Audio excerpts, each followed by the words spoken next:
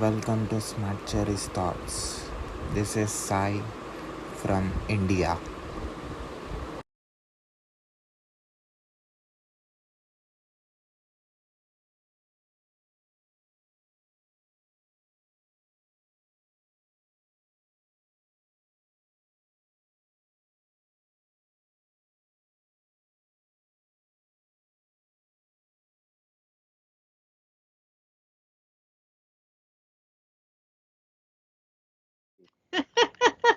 It's good to meet you, Sai. How are you doing? I'm doing good, Carin. How are you? I'm doing great, thank you. Turn this. All right, turn the speaker up. All right. So you ask away, and I will answer away. Yeah, sure. So, firstly, thank you very much, Carin, for giving me opportunity to interview you for my YouTube channel and podcast. You're welcome. Thank you for asking. I'm a little bit intrigued. You are the first that I have gone on a podcast with, so I'm looking forward to this new experience. Sure. So, before going to that, can you please put your camera a little downward so that you will be fitting in the camera? Yeah, this is Better? great. Yeah, this is great. Okay, there we go. So, I thought to tell about you and the work that you're doing, the work that you already did to my audience. I can see you are an author, IT consultant, you are into multiple things. Yes, yes, I do wear multiple hats. That's why, yeah, I have multiple hats there. That's why I have the hat rack. So before talking about that, can you please introduce yourself to my audience? All right. So, I am a by day, I am a UX writer. I am also a project manager. I work in internet technology. I have worked on nonprofits, startups, and small businesses, as well as corporate and enterprise. And then I also am an 11-time author, as you can see my books back here.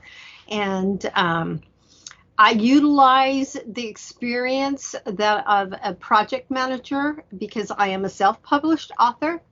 So I wear lots of hats. The writing is the easy part, but then you have marketing and sales, and um, so those are the things. So the two worlds end up combining a little bit.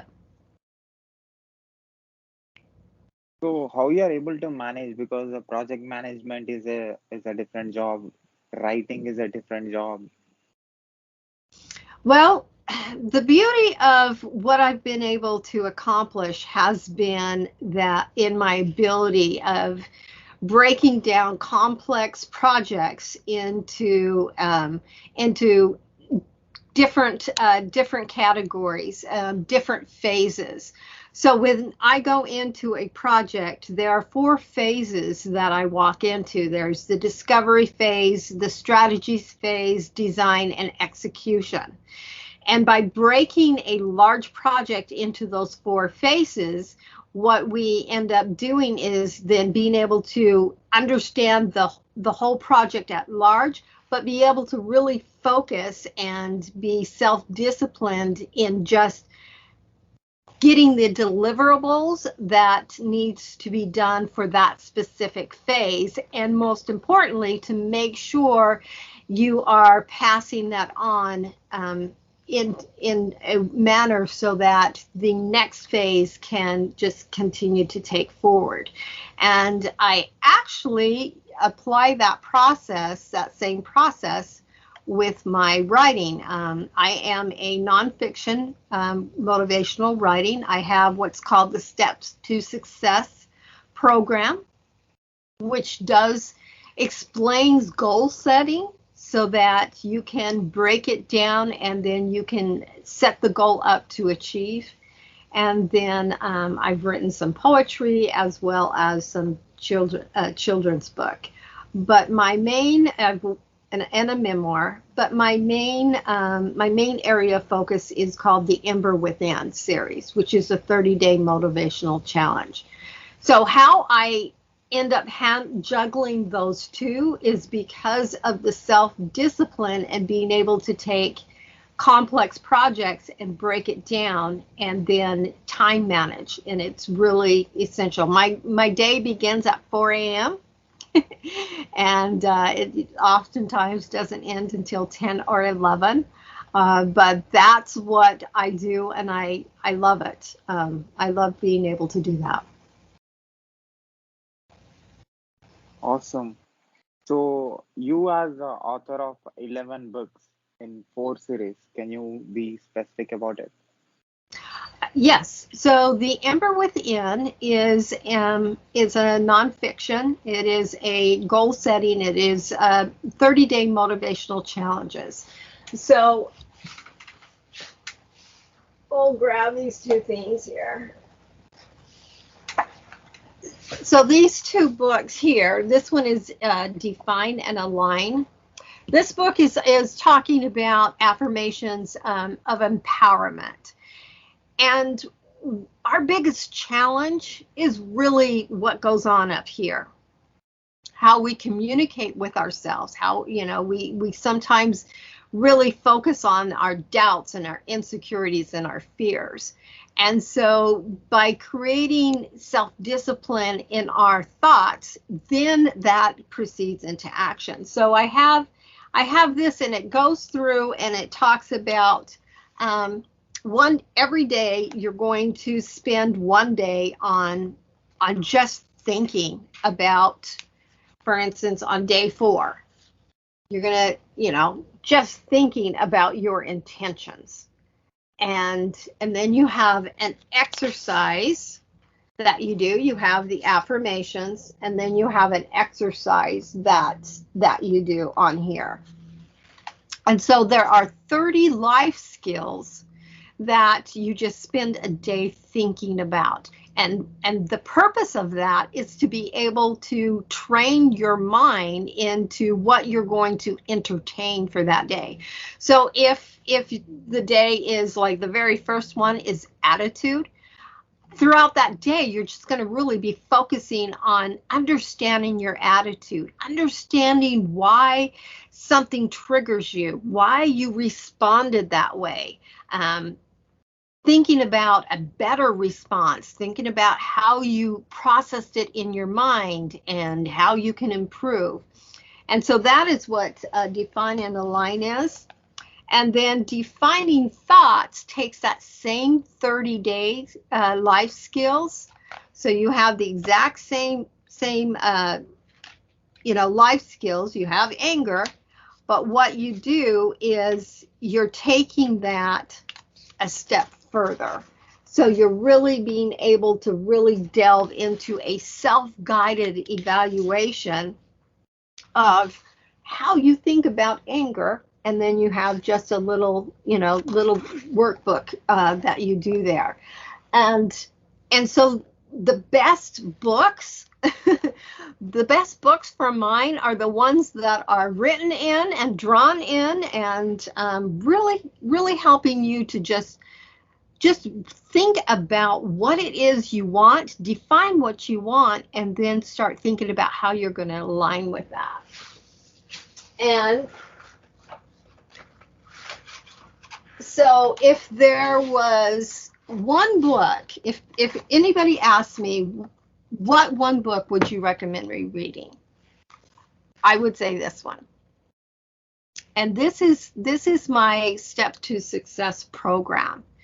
And what it does is it sets up goal setting. It helps you understand about goals. It helps you learn how to set up goals so that you can succeed. Because how many times do we set up goals so that we want to do it, and then we get all excited about it, and after 1 week or 2 weeks we start feeling discouraged, we're and then you just like put it off aside and I'll get back to it another day. Well, a lot of times that is because you haven't set that goal up correctly. So I go through the workbook, I share goals that I set up for myself as an author. So you actually see the process, And then at the end, you have, well, I'll show you that.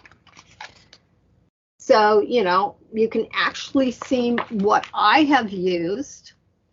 And then at the very end, you have a practice. We do a practice session, going through and just practicing it. And, I have two different guided journals that you can use for your goals. I have, this journal, and it has, it's just more creative. It has some creative writing on there. And then the other one is the toolbox, which is more strategic. And it's just going to talk about what you think about, what do you think success is? What is success to you? And so these are ones that you can go and you have all the forms so that you can plug it in, and it's like, week 1, what's your goal for the month? How are you going to break that goal down into four weeks? And then on every week 1, day 1, this is what you do. Week 1, day 2, this is the actions you take. That is how I've been able to be 11-time author. It's by applying that program into my life. That's awesome. And also, you are a consultant at Carin Camen Consulting LLC. You are self-employed. You know what? I do consulting work. I have also been an employee. And so I've had all the different experiences. I have been a contractor, freelancer, and a lot of people will say, well, why so many experiences? So let me kind of step back a little bit. And life is about, it only guarantees you one thing, and that is experience. Because I have worked in nonprofits, as and I've had the contractor role or the freelancer role or the employee role, because I've had all of those experiences, when I step into a project management role, or even contractor role, I have the full spectrum of experiences.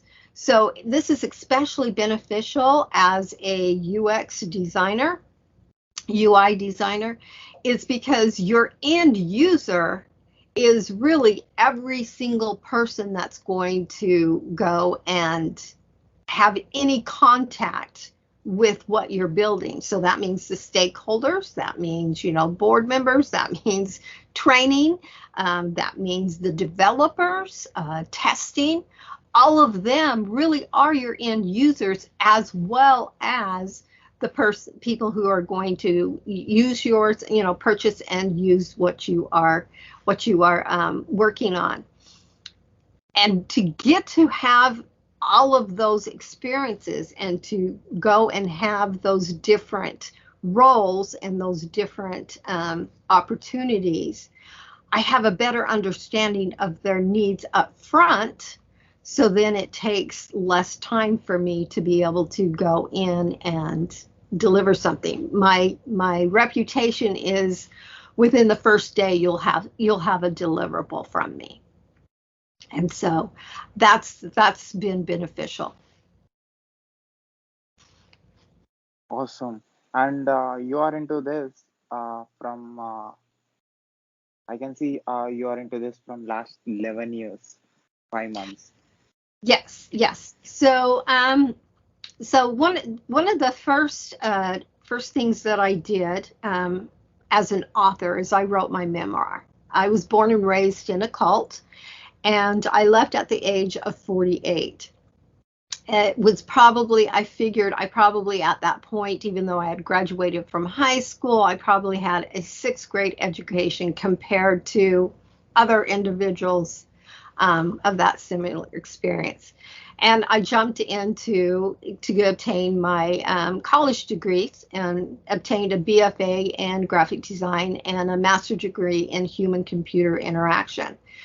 So going back to this again, that was a pretty hefty challenge. And so what I ended up doing was being able to break that down, of what I needed to accomplish in order to be able to get through as fast as I could. And so my first book, Falling Silence, and then I've done a shorter version, Doors of Deception, talks about that cult experience. But one of the benefits that has helped me is that what was normally would be a 6+ year journey path to be able to get my master's degree. Those 2 degrees, I was able to do it in 4 years because of applying that program. So the Steps to Success program has really been like 11 years of research and application to be able to get it to the public. And then all of that information helps me when I go into a new project, and especially now on social media, because we're seeing cult type mentality that is happening because of the political divisions and the different things. Where people are starting to go into group think. Because of my experience, I'm able to, understand the processes that go on as, to be able to get into that group think. And then as a, UX UI designer and project manager, how to be able to, to break out of that so that we are being more inclusive and being able to find the unifying factors. Because if you're working on, a project, you want to sell it to, everybody, not just maybe a specific little group.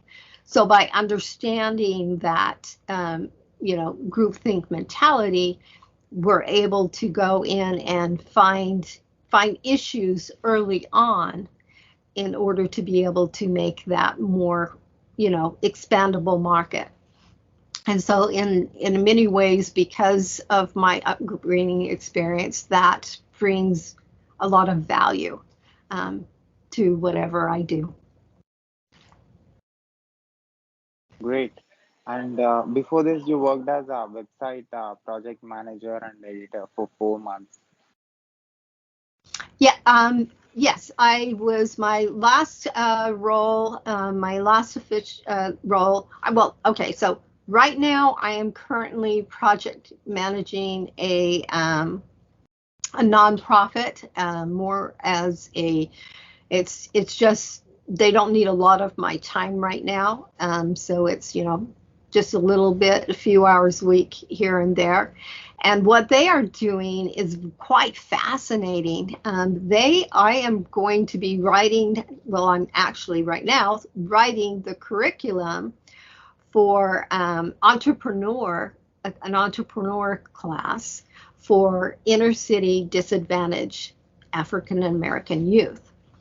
And so that is really exciting. That's what I'm doing right now. Before that, I was working full-time as a project manager with a company that was really focused on COVID. And I was able to get them all set up to where then their existing team and consulting people could then take it from there. And that's normally what I'm brought into, is coming in, evaluating the pain points, evaluating what has caused the project to get off track, and then being able to work with the team to be able to get it back on track and, have the systems in place so that they can maintain staying on target. And that's why you'll see shorter stints of work, because that has been my expertise of being able to go in and then they are able to implement what I've put in place, and then the existing team continues to move on, and then I move on to the next company or organization that has fallen behind and is needing some help to be able to get it back up and get systems in place so that they can stay. I got you. And you also worked in Order Snap, the director of user experience.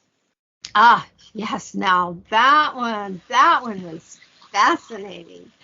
Um, and sadly enough, it was a company that COVID has, hit, and the company wasn't able to stay in business because they were supporting restaurants.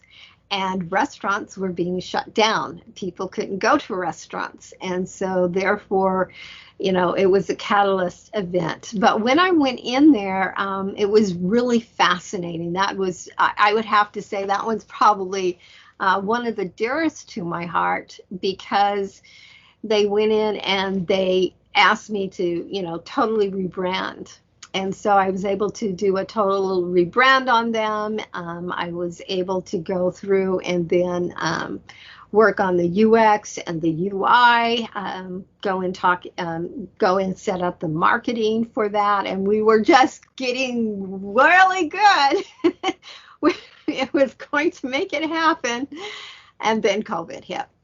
And then, we were doing our best to try and, help restaurants stay open.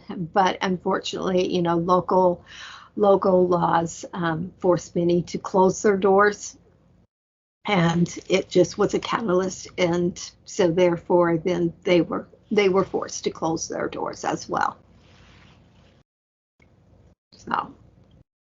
And you are user experience designer too.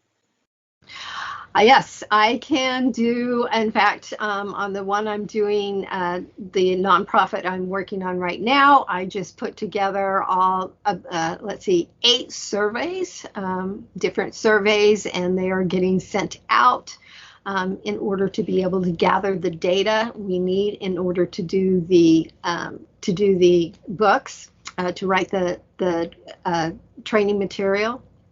So yes, I can do the research of it. I can also then jump in and, do the hands-on as far as the UX experience, finding the user's natural workflow, and then also jump into the UI and create the, the individual components. And one of the reasons why I'm able to catch, because most of the time design is holding up dev is not able to continue on because they're waiting for design. So one of the things that I'm pretty proud of is being able to go into organization and teach them component based designs. So like with OrderSnap, they had several hundred artboards of component-based designs. So that way, they're not having to reinvent the wheel. And when I worked in Florida on the Florida Blue project, I worked with a team from India and taught them how to code, based on component-based designs. That way, it was like if I go and I do this type of, component, they could just grab that code, put it into the design, and then be able to just really start cranking things out. And the feedback that I got from the developers was like, this is going to, change things. Because one of the biggest challenges is that designers like to get creative, and that's great. But when you do component-based design principles, you start plugging in similarities, and then you have a consistent look. And this is especially important when you are in an enterprise organization, because you have different teams building different features, and a lot of times you go into them and it's like it's not even the same company. It's almost like a bunch of little companies within there. And so by doing component-based designs, you're making sure that you have the unified look. And that's why I gave you that link to my portfolio, so you can see that as well. And you worked as a UX tech designer on multiple Florida Blue delivery systems, network domain projects at Synergy Technologies. Yeah, that was the Florida Blue project that I worked on.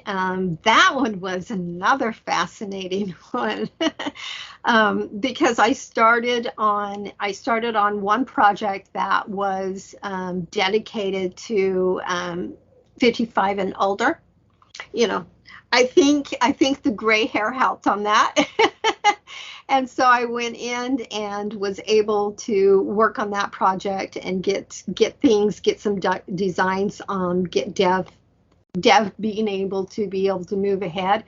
My reputation in the company was talked about, and so they asked me to go to another project which was behind, and I was able to jump in and then do the same thing with the component-based designs, and then be able to give them the deliverables to get design ahead. And then they were ahead, and so reputation again. I was asked to go to another team and was able to do the same with them. So basically, I was like switching jobs every month, but I love that energy. I love that challenge. I love being able to go and, you give me access to, what you currently have, so that I can go and do the evaluation of the discovery phase and the research, do the competitive analysis, and then I can jump in. And that goes back to what I said at the very beginning. By going in and breaking it down into the discovery, the strategy, the design, and the execution phases, it's like I can go in and I know exactly I'm in discovery phase, so I have to do 1, 2, and 3. I don't worry about everything else that goes on after that. My focus is there. I can just, whip those out. And because then it's like a relay race team, where you have to pass that baton, and a race is won or lost by how successfully they pass that baton on between, the one and the other. And the development team is the execution phase. And they're always the one that has to make up the time, similar to a relay race team.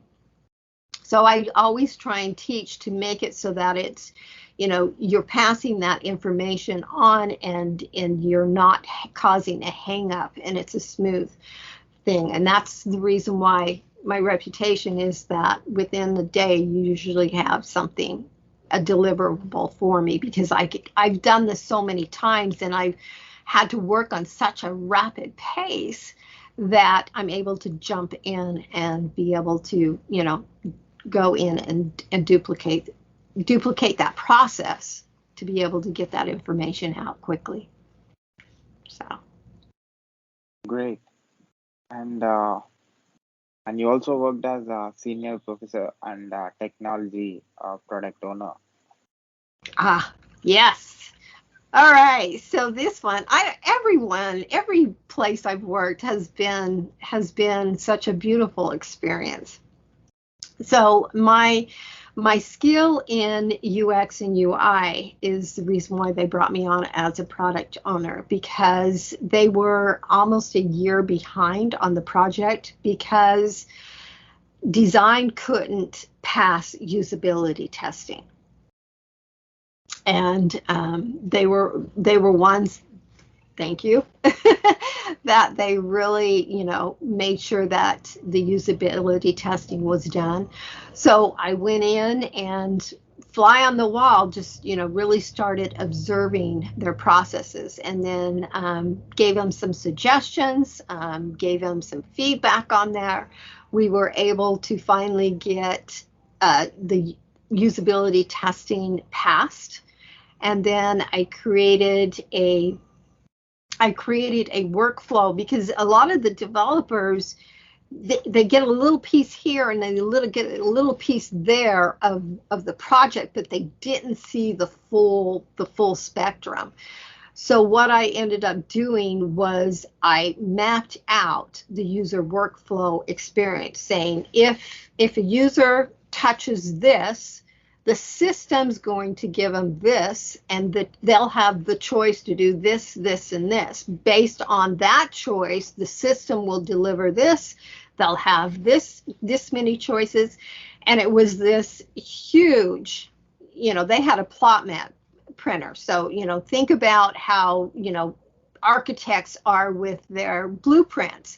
That's what it ended up being printed on. And I took it into the development team with a bunch of pencils in my hand, and I said, this is, and it was called the approvals project. This is the approvals project. And then I started explaining, and they were like, we get it. We get it, Carin. I says, and then I handed each one of them, and I said, now do your magic. Pick this thing apart. Rip it to shreds, because it's better we do it here on this paper than after you've written 50 lines of code. And it was awesome to see the synergy and the teamwork, and they started talking to each other, and I was just, became listening to them, and they started writing things down, and they were like, oh my gosh, Carin, we didn't realize this, but we're going to be hung up here because we need this other team to do this stuff. And I says, okay, how long is that going to take?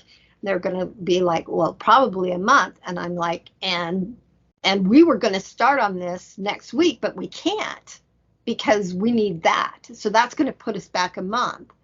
And I'm like, so that was able to then start to go and piece in all the different other teams that was going to need to have work done. And then that allowed me to be able to structure the stories. I'm not sure if you're familiar with Agile or story creation, but that allowed me to structure the stories and create the timeline, so that while we had that setback of them needing a month of work, we could have them work on other things that would make it so that we could be able to progress forward. And then once again, I was there. I was able to get that done. When I left, I think they had like about 300 stories, and then there exists the team. I was project managing 3 teams, so about 21 people total, but on the one project. So it was fun.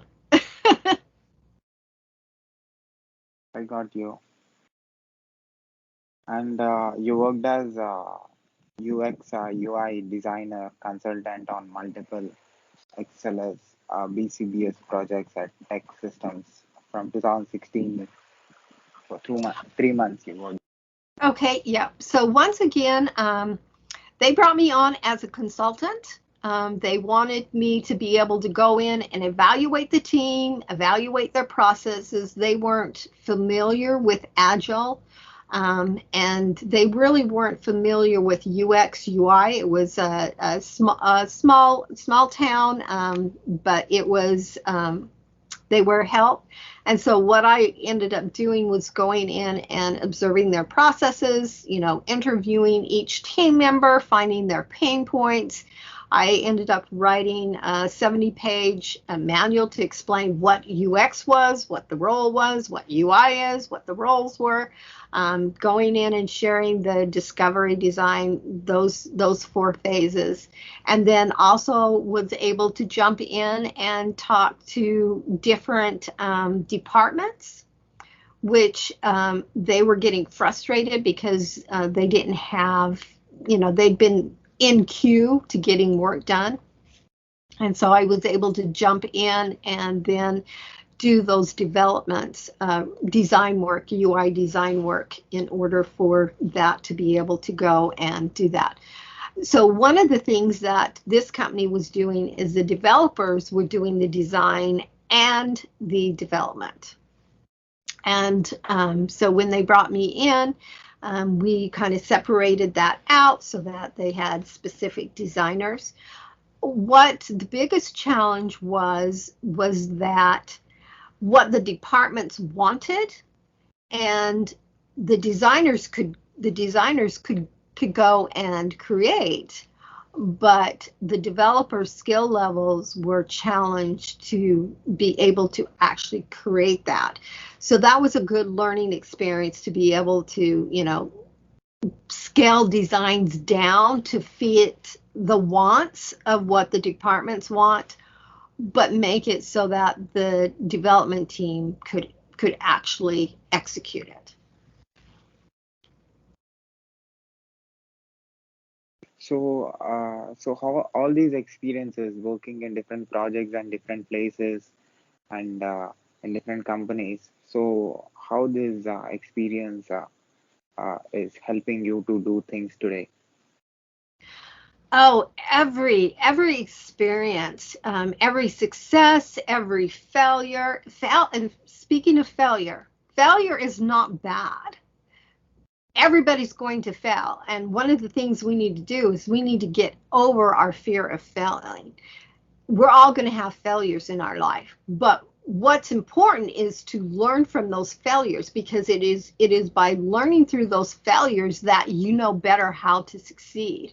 And so because I've been on so many teams and worked with such a wide variety of team members from all over the country, from Sweden and India, America, Germany, I've been able to, work with the different cultures, and be able to fine tune that focus into, the end user, but to have it be a global experience.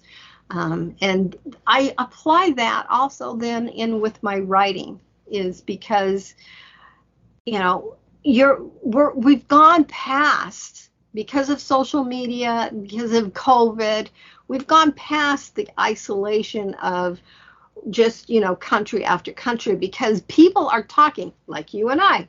People are talking to each other. We're learning from each other. We're learning from the experiences that you have, the experiences that I have, and finding commonalities, finding ways to improve things, and having that many different experiences over the last 11 years has been extremely beneficial. And the clients I take on now, they get the benefit.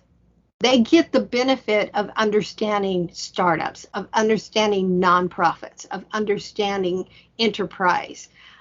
They get the benefits of working with an overseas team, or working remotely.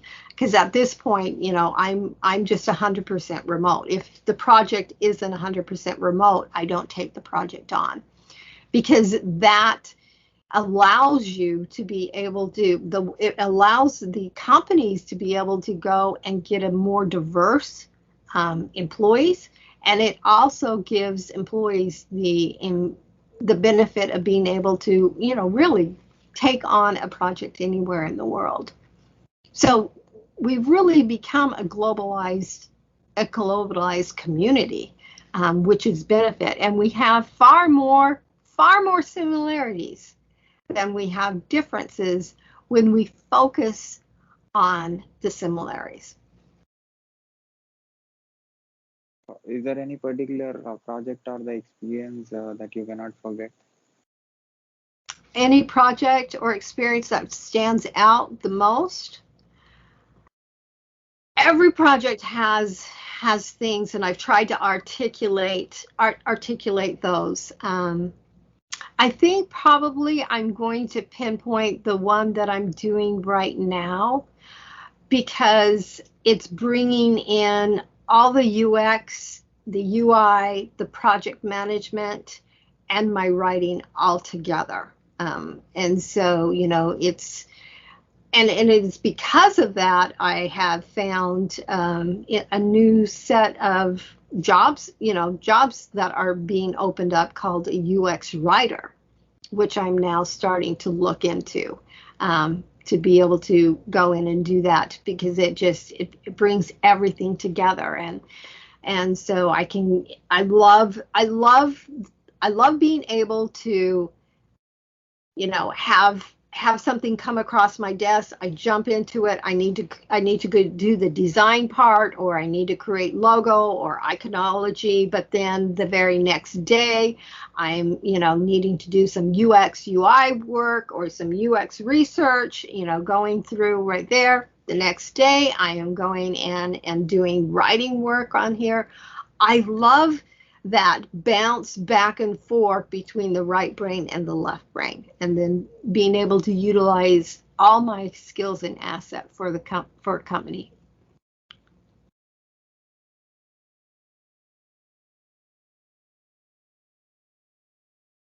Oh, did I lose you?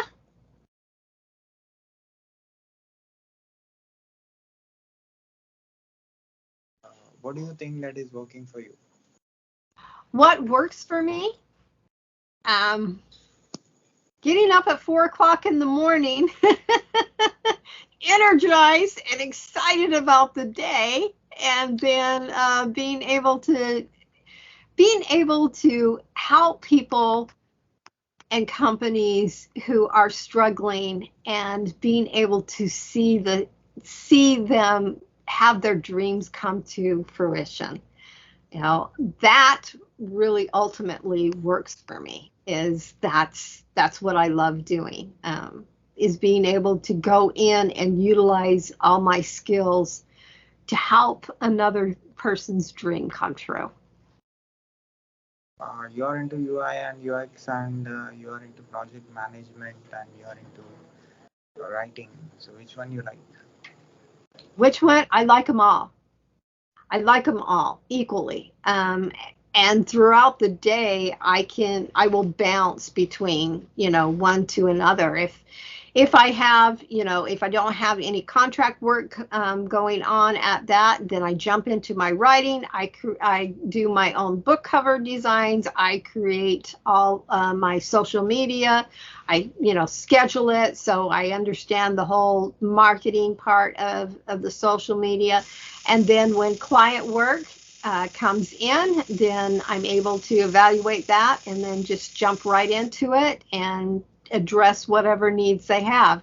Like I said, yesterday I was doing UX research, and then this morning I hopped in and started doing some UI work. And then this afternoon, I am going to be, after this interviewing, I'm going to go in and start doing writing for the curriculum. So I love being able to have I love the skills of being able to be so diverse that whatever comes in, I'm able to, take that on and be able to be a benefit for that company or individual. So I'll share your web links in the description of this video. People who finds our video on YouTube can see the books that you wrote, and also Thank your social you. media accounts. Thank you so much. I appreciate that. So do you have any other questions for me, or did I help you out a little bit? Yeah, these are the questions that I have now. So, Okay. All so, right. so Well, at last, what is your observation about my work? Have you seen any videos of mine on YouTube? you know what? I am just getting into your videos right there. I find them fascinating. I think it's really good of what you're doing. You have, quite a range, and I think it's really good to be able to help individuals to be able to share the difference, because we all have our strengths and our weaknesses, and you're very open, and you seem to have a broad knowledge base to where you can. So for instance, I didn't bore you to death with my UX UI talk because you understood it. And so I am very impressed with that. And keep going, absolutely. I did masters in software engineering and bachelor's in computer science and engineering. I love it. So, as a tech guy, I'm doing this, interviewing different technologists who are experts, who are authors like you, who are into different parts of the world, who already solved a lot of problems, who already know how things work and how they solve problems in their lives, in their work experience. So learning all experts like you, collecting all this information and putting in my head, and if I work in coming days in a IT position, how this experience is going to be helpful for me personally. Oh, yes, absolutely, absolutely. Every interview is giving you experience, and that's only going to benefit, every project that you go on. So I applaud you. I applaud you.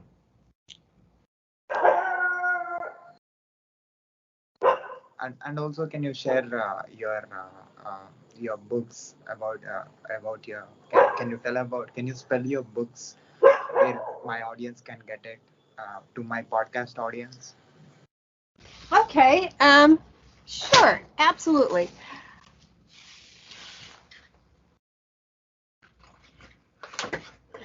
So this one here is, I illustrated this, and this is my first children's book, and I dedicate it to my two special needs grandchildren who have a guest appearance.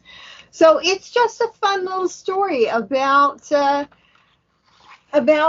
Froggy, who ended up, his parents had to move and relocate, and he was afraid of how he was going to be able to go and meet new friends. And he met a lot of new friends with different needs, and they were able to go and get to know each other and be able to play together. And so it's really, I don't know, it's this one, I really, it's beautiful for me. Then Driven. This is one of my poetry books, and this is dedicated to all of us who work so hard that we think love has passed us by. And on here, basically, it's love letters, and so he talks about his fears, she shares confidence. She talks about her fears, and he shares the confidence in there, because they keep saying we just need to, we're both driven, but we need to be driven together on the common goal. And then this is my other poetry book, and love is all about the sunrise and sunset of love. The sunrise, we all like it. It's, oh, a new love, and you get all excited and you're energized. And learning about each other, and you end up, I end up sharing poetry on that. So, like love embraces the whistling winds, twirling among the arms of trees.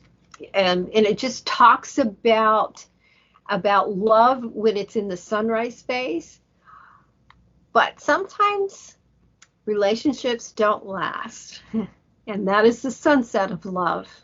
And I share poetry about the beauty in the sunset of love, because you've learned from that experience, and you've gotten to know somebody, you've gotten to know yourself, and you understand that maybe you're not going to be compatible, but the breakup doesn't have to be ugly. It can be a beautiful experience as you wish each other the best in finding someone who is more compatible. So I share the beauty of the sunrise and the sunset of love. And then this is my latest release. It's called Doors of Deception. And this is the shortened version of my story of being born and raised in a cult, leaving and learning how to live in a world that I was taught to fear as evil. And so I share the struggles that I went. It's very open, uh, and in my life, you get to know me. You get to know me really well here. And then at the end of every chapter, I write a letter to L, and L stands for love. There is no individual there, but I wanted to share a love letter to help people understand that people who have had difficulties in their life, um, whether by their choice or whether by another's choice, that there is still hope to have love, and how to be able to have those conversations in order to be able to bond together and to be create a beautiful love life. Then this is my first book, and yes, it is not for the faint of heart. This book here is about my life in the cult. But as you can see, I bridge time. So on this book, you have everything that you have in Doors of Deception, but you also have my thoughts about becoming an author, about my life, about my career as while I'm trying to be an author, I was also working. So you kind of bridge past, present, and future together with that. This one is not an easy read. That's why I have Doors of Deception. And then I was asked after I released Falling Silence, I was asked, okay, wow, you overcame so much. How did you do that? We need to know the processes. And so I share my visualizations. I share my processes of what I did to overcome the brainwashing, to overcome the trauma, and to be able to become the woman that I desire to be. And so that is what this one is, that it goes into deeper into this is how I did to overcome the challenges that I went. And so yeah, dare to dream. You have to never give up dreaming. So those are the books that I have available, and as always, I love reviews, good, bad, ugly. They're all beneficial, and I really enjoy them. So, but thank you for asking about my books. I appreciate it. Definitely, my audience will know about you and the work that you did, and Thank you. they can learn something from what you have experienced and what you have said. Thank you. That's my hope. That's my hope. So, So, can I put this video on my YouTube channel with your permission? what? Can I put this video on my YouTube channel with your permission? Absolutely, you can. And make sure you share the link with me, because I want to put it on my Twitter and share it with my audience. I'm almost up to 10K followers, um, so you'll have a nice audience for your video there. So Sure. want to give back. I'm all about helping people grow and giving back. Thank you.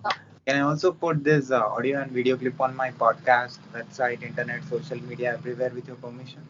Yes, you have my permission. Yes, you do. Yeah, I'll let you know once it is published. Okay, yes, do that, because then I will go and tweet that out. So, and I'm so honored and so appreciative of you asking me to be a part of your podcast. So I want you to do what you're doing, and I'm sure because of your contribution, a lot of people get affected positively and also improve themselves, and also you'll be the reason for a lot of people's growth and smile. Well, thank you. That is my goal. That's my goals, to help everybody achieve their goals and to realize that, you know what? A lot of chaos is going on out there, but you know what? Life is good. and it starts with how we process it up here. So thank you so much. I appreciate you so much, Sai. Yeah. Thank you again, Karen. All right, we'll see ya. Bye. Bye.